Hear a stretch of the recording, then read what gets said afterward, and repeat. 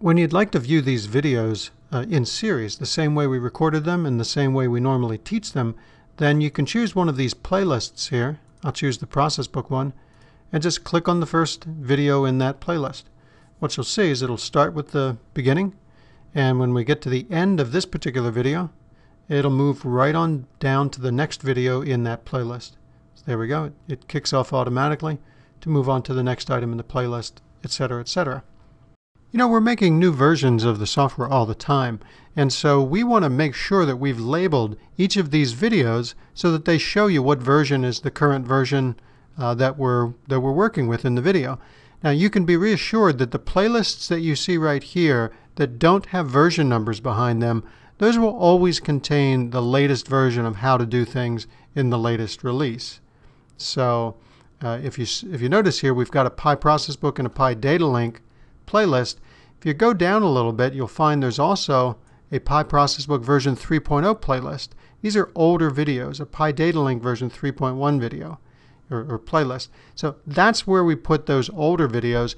And when you look at the individual videos themselves, if I go ahead and select the first one here, you'll notice we put at the very end of the YouTube title, we put the version number as well. And one other place where you can find this information, if you go to the very end of the video, let's go to the very end here, you'll see the last little part of the video shows you precisely what version number was used with that particular video and the release date when this video was first released. Now, I think where this is going to help the most is when you're doing searches.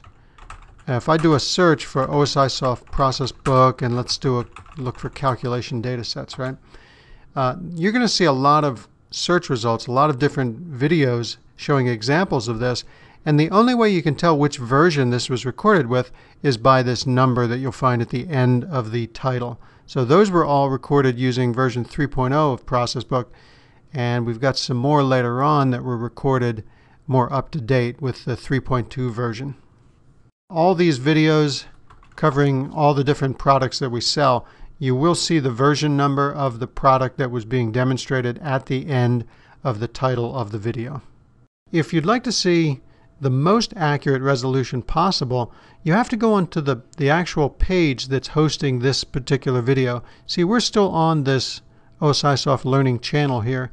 If you go into this option right here, View Comments, etc., that's going to bring you to the page that's dedicated to that particular video.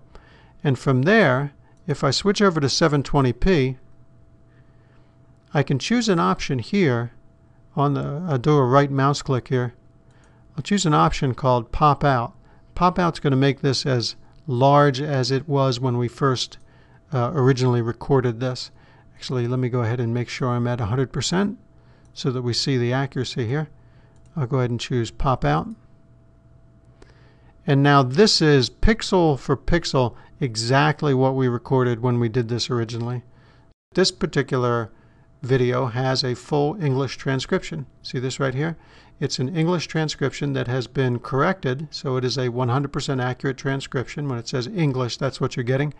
But some of these videos, we haven't done that yet. We haven't done the 100% transcription, but we did want to make sure that you had at least something for some of the nicer features of the transcription. So we've got some uncorrected transcriptions you'll find out there in many of these videos. So that's an option for you.